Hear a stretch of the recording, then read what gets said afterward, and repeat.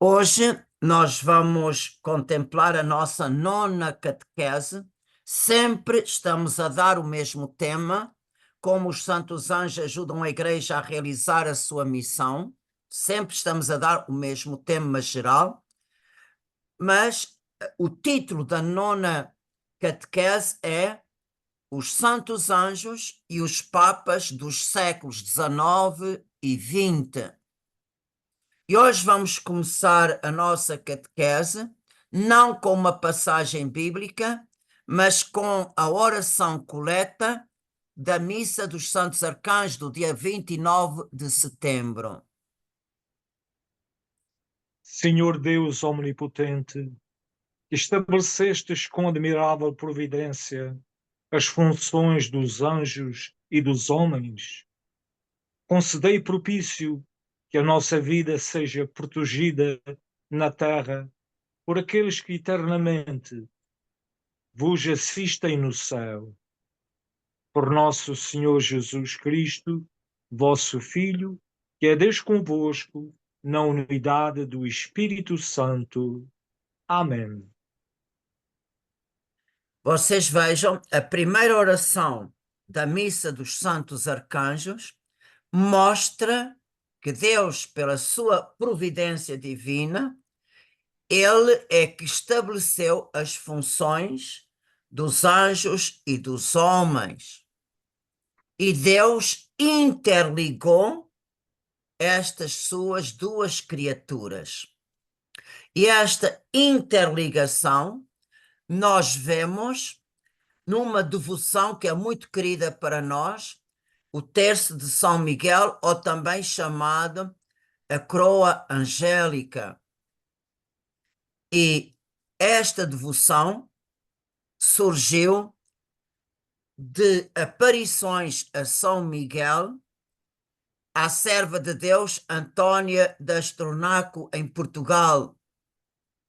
E esta devoção contém riquíssimas promessas que mostram o poder que São Miguel tem diante da Santíssima Trindade. E eu tenho visto o Terço de São Miguel em bastantes línguas. E é interessante que as pagelas estão todas aprovadas pelos bispos diocesanos. E, contudo, esta devoção foi aprovada pelo Papa Pio IX no dia 8 de agosto de 1851, e o Papa enriqueceu este terço, ou esta coroa angélica, com indulgências. Agora, há uma coisa que dá pena, mas é verdade, eu tenho tido várias pessoas que têm se interessado pela origem desta devoção e não se encontra a biografia desta serva de Deus, Antônia da Estornaco, e também não sabemos verdadeiramente em que consistiu estas aparições de São Miguel. E eu suponho, isto agora é uma opinião pessoal minha, eu suponho que esta serva de Deus Antônia da Estornaco, que em alguns sítios dizem que ela é carmelita, deve ter vivido numa época em que o nosso primeiro-ministro António Augusto de Aguiar, ele aboliu todas as ordens religiosas, e muito dos documentos que havia nos mosteiros se perdeu. Por exemplo, eu só vou-vos dar um exemplo. Na cidade de Coimbra, o rio Mondego, em determinados anos, ele transborda das suas margens e ele inunda casas. Aconteceu que numa destas inundações, do tempo deste primeiro-ministro, ele arrebentou com as portas do convento de Santa Cruz, invadiu por ali dentro, e parte da sua biblioteca, que era escrita à mão, com tinta, uma grande parte destes documentos foi pelo rio abaixo. E perdemos obras valiosíssimas, mesmo do canto litúrgico. Os padres Cruzes de Coimbra, eles tinham composições inéditas. Temos ainda algumas coisas, mas é tudo parcial. Portanto, perdeu-se, e é possível que também nesta época se perdeu os escritos sobre a vida de António Astronaco, como também estas aparições de São Miguel. E a única coisa que nós temos no livro Tiempo de Los Ángeles foi escrito pelo escritor Blas Pinhar. Ele tem uma nota sobre esta devoção do Terço de São Miguel. E ele diz que esta devoção se encontra no segundo livro da vida dela, no capítulo 74. Portanto, isto significa que a vida de António Astronaco tinha vários volumes, e no segundo volume esta devoção estava no capítulo 74. Mas, de qualquer maneira, isto é só uma introdução. Vamos ouvir a citação literal deste livro, Tempo de Los Ángeles. No livro segundo, capítulo 74, da vida da serva de Deus, Antônia de Astronaco, lê-se que numa aparição a esta ilustre serva de Deus, o arcanjo São Miguel pediu que se compusessem em sua honra 9 saudações, correspondendo aos 9 coros dos anjos. Saudações que consistem, cada uma, na recitação de um Pai Nosso e 3 Ave-Marias. O glorioso arcanjo prometeu que quem o honrasse desta maneira, antes da Sagrada Comunhão, seria acompanhado à Sagrada Mesa por um anjo de cada um dos 9 coros. Prometeu também a quem rezasse todos os dias essas 9 saudações a sua assistência e a dos santos anjos durante a sua vida, e que depois da morte o livraria do purgatório a ele e aos seus parentes. Repare, aqui eu vou pegar as palavras desta citação. As saudações, no texto original, as saudações eram um Pai Nosso e 3 Ave-Marias por cada um dos 9 coros. E nas variantes que eu tenho do Terço de São Miguel e nas diversas línguas, mais uma vez, eu falo por mim. Eu acho que as invocações que são feitas aos 9 coros foi acrescentada às 9 saudações. Porque numa língua, por exemplo, em português, é de uma maneira, em espanhol é outra. Nos países da América Latina já se invoca de outra maneira.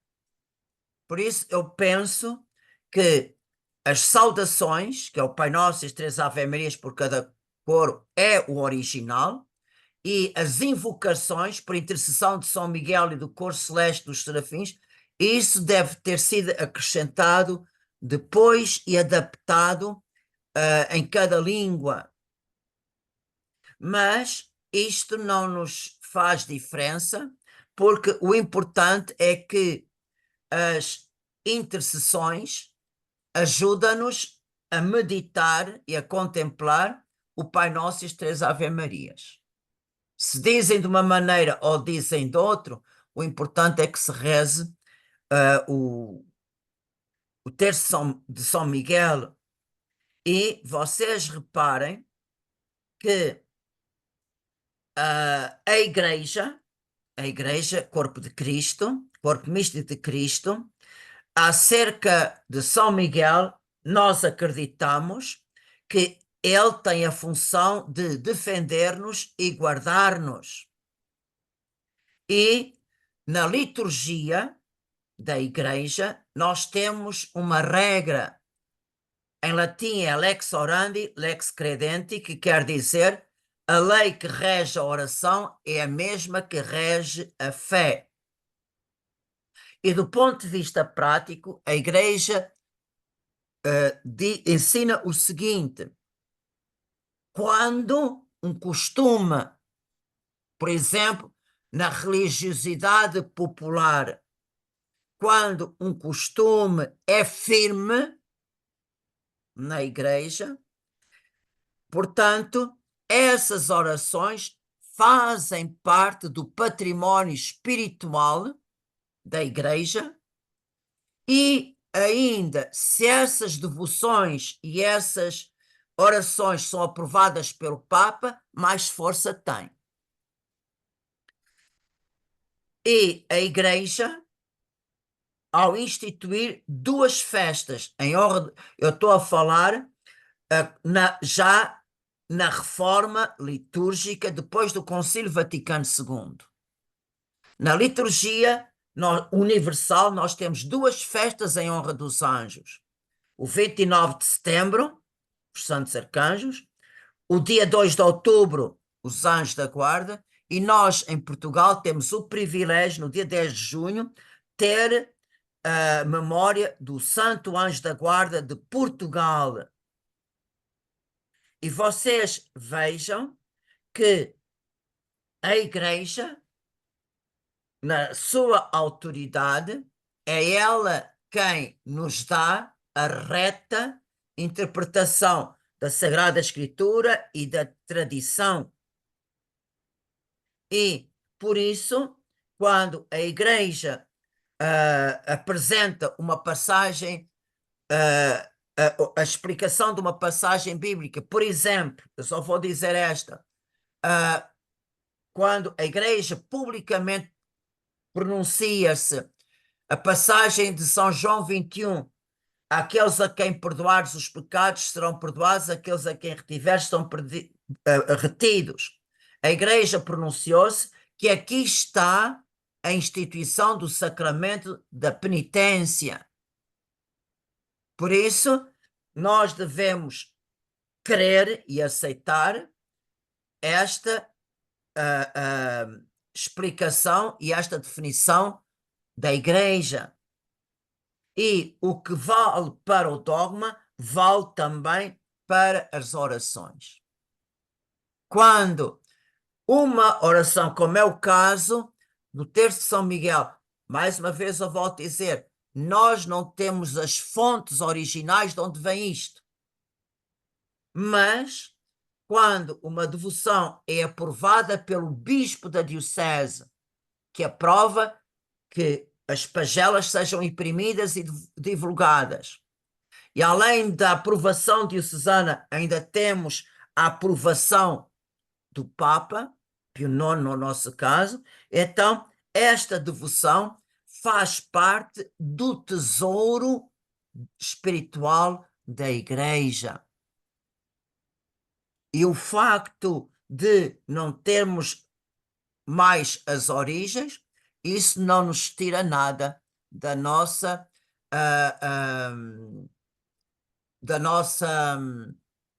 devoção ou da nossa recitação. E agora eu vou percorrer um pouco a história da Igreja no século XIX e XX e vamos ver as diversas citações dos papas acerca dos santos anjos. Eu vou começar pelo último papa do século XX, que foi o Papa João Paulo II, que entrou já no terceiro milénio, e o Papa João Paulo II, ele teve o grande mérito de, nas quartas-feiras, quando ele deu as audiências catequéticas, ele consagrou 6 semanas só a catequizar e a explicar sobre o resumo da doutrina da Igreja acerca dos santos anjos. E ele ainda tem mais uma sétima catequese que foi dada em 1987, quando ele visitou o Monte Gargano, na Itália, que nós já vimos nas 2 semanas passadas, o qual foi a catequese que ele deu nesse lugar santo.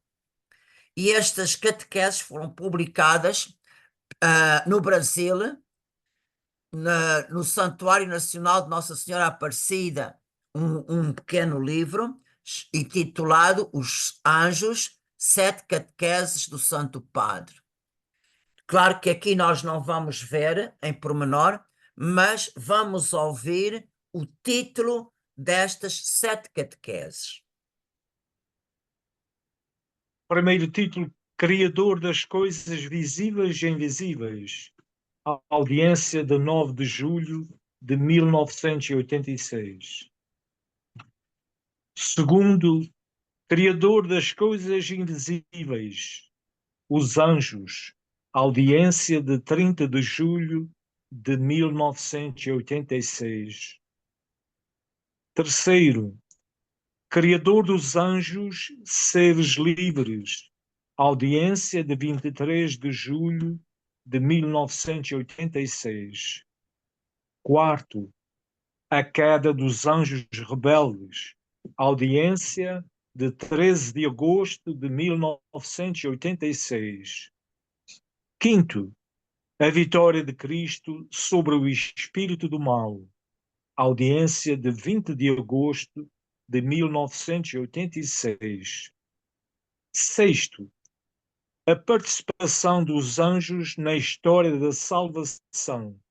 Audiência de 6 de agosto de 1986. No dia 24 de maio de 1987, por ocasião da sua visita ao Santuário de São Miguel, no Monte Gargano, na Itália, fez uma alocução intitulada São Miguel nos proteja contra as insídias do maligno. Só resumidamente, nós podemos dizer, o Papa João Paulo II, nestas 7 ocasiões, ele resumiu todas as exortações que os últimos papas fizeram acerca dos santos anjos. E ele incita muito, ele convida muito o povo de Deus a invocar São Miguel na luta tremenda que travamos contra o maligno. E São Miguel é o chefe dos exércitos de Deus. Quer dizer, é ele que comanda os anjos combatentes. E hoje nós temos, por um lado, São Miguel e os santos anjos, e por outro lado, nós temos o maligno, o dragão, que está à frente de todos os anjos caídos. E nós estamos no meio. E vocês sabem, o demónio, ele está furioso. Por quê? Porque ele sabe que tem pouco tempo. Tem pouco tempo porquê? Porque só enquanto nós vivemos neste mundo é que ele nos pode atacar. Com a morte, termina a sua ação sobre nós. Com a morte, termina as tentações, termina o número dos nossos pecados e ele não pode fazer mais nada. Terminou o tempo de prova. Para nós, 80, 90, 100 anos, ai, é tanto tempo. Mas para o maligno não é nada. É como diz no Evangelho, como diz São Pedro, um dia é como 1000 anos e 1000 anos como um dia. Por isso é que ele está usando toda a força, porque realmente ele nos quer perder. Porque sabe, o tempo da nossa prova é curto. Outro Papa, o Papa Paulo VI, ele teve uma grande coragem no seu tempo. Ele, numa audiência no dia 15 de novembro de 1972, ele falou abertamente sobre o tema a existência do diabo. Reparem, num tempo em que o demónio abertamente é negado. E o Papa Paulo VI, nesta audiência, ele fez um resumo sobre o espírito maligno e tocou pontos essenciais. A primeira parte desta audiência foi o que é que a Bíblia nos ensina acerca do demónio. A segunda parte é o demónio é um inimigo oculto, escondido. Terceira parte, a ação do maligno. E a quarta parte, como nós cristãos devemos e podemos nos defender dele. Vocês reparem como este discurso de Paulo VI, numa época de grande abandono da Igreja, como realmente ele teve tanta coragem de falar deste assunto. O Papa Pio XII, nós temos deste Papa duas lindas citações sobre os santos anjos. Escutemos.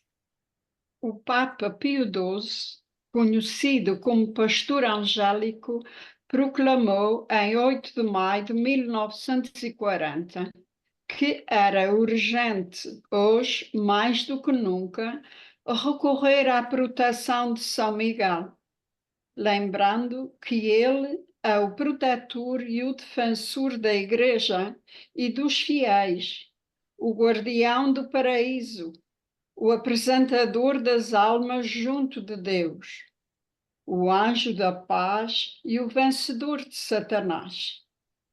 E no dia 8 de maio de 1945, fez novamente este apelo: soltai o estandarte do ilustre arcanjo, repeti o seu grito: quem é como Deus?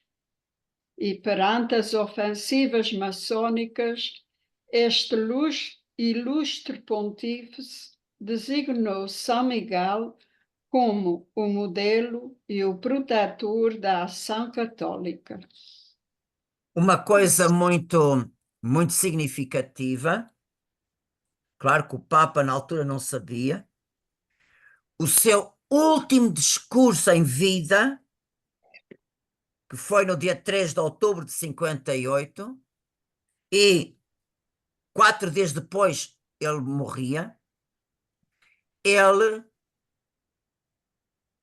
recebeu um grupo de norte-americanos dos Estados Unidos, guiado pelo cardeal Spellman, e nesta alocução ele falou de uma maneira extraordinária sobre os santos anjos. Ontem festejamos o Dia dos Santos Anjos. Não disse Cristo das crianças, que sempre eram tão caras ao seu coração amoroso. Seus anjos contemplam sem cessar a face do meu Pai que está no céu. E quando crescidas e adultas, seus anjos haveriam de abandoná-las? Sem dúvida que não. Ninguém é tão pequeno e insignificante que não tivesse anjos para a sua proteção. Eles vigiam e vos guardam, para que não vos afasteis de Cristo, vosso Senhor.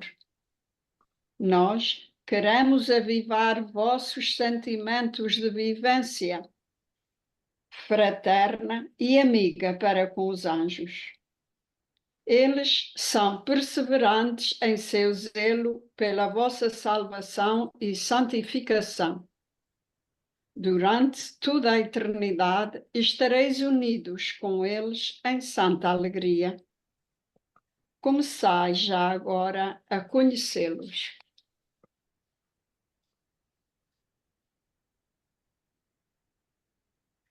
O Santo Padre Pio XI, durante o seu pontificado, recomendou que se pedisse a intercessão de São Miguel para a conversão da Rússia.